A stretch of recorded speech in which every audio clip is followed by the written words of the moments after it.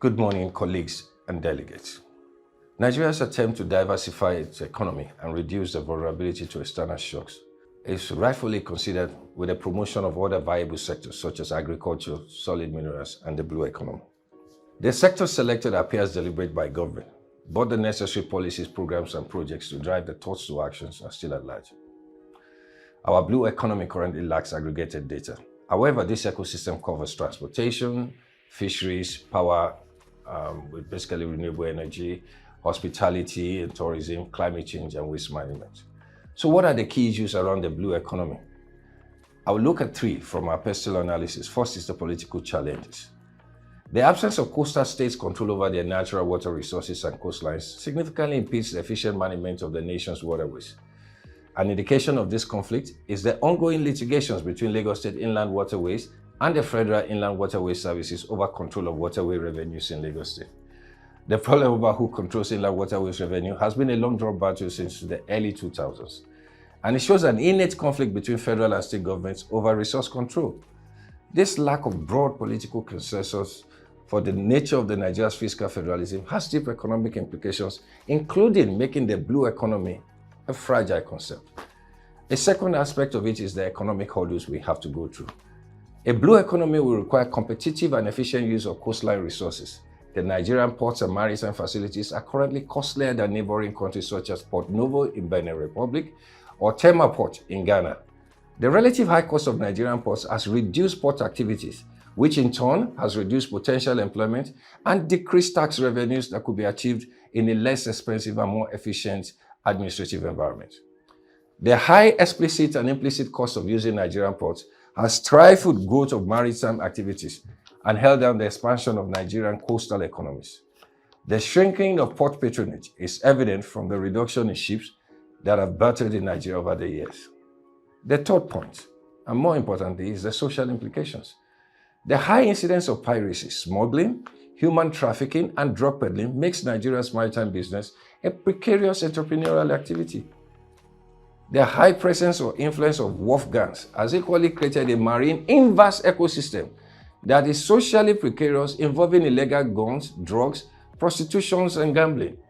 The rough social life at the Marines has infiltrated surrounding villages or communities with young girls precariously introduced to rough social conditions and young boys recruited into a lifestyle outside the law.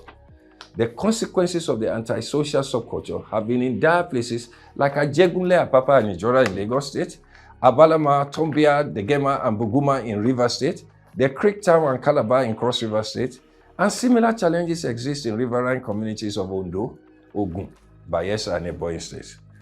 There are other issues within the process like the technological inefficiencies, the environmental concerns, and the legal complexities.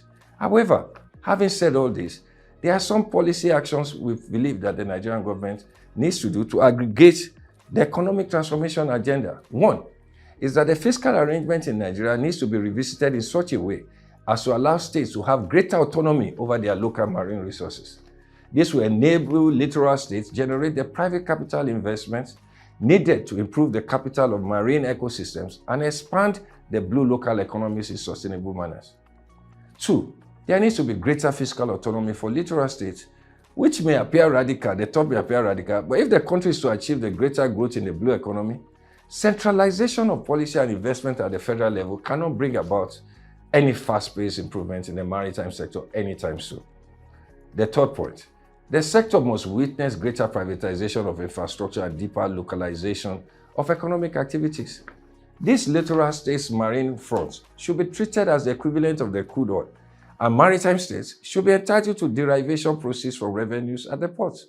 This will bolster littoral state revenue and serve as an incentive for such states to improve infrastructure leading to the ports and terminals, since they would have a higher vested economic interest by way of increased revenues. Fourth point, the principles applied to the blue economy will also be equitable applied to the green economy, which must have been discussed earlier, where agricultural output will also be given similar treatment.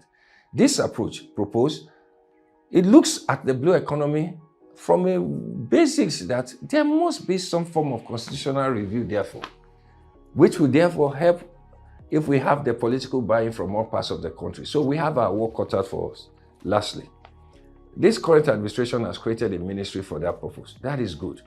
But it is imperative for us to have a national maritime strategy that brings together all facets of the blue economy and set the course for sustainable use of the country's ocean resources. Most importantly, all these plans, strategy must be incorporated in the National Development Plan, or at least the 2024 to 2026 medium-term expenditure framework and the fiscal strategy paper at a minimum. Let me conclude that the potential for Nigeria's blue economy is so huge, but we may not achieve this success if all we base it upon is on hope and grand thoughts. We would need, therefore, to have a coherent and well-thought-out plan that is compelling, most importantly, as a viable investment option.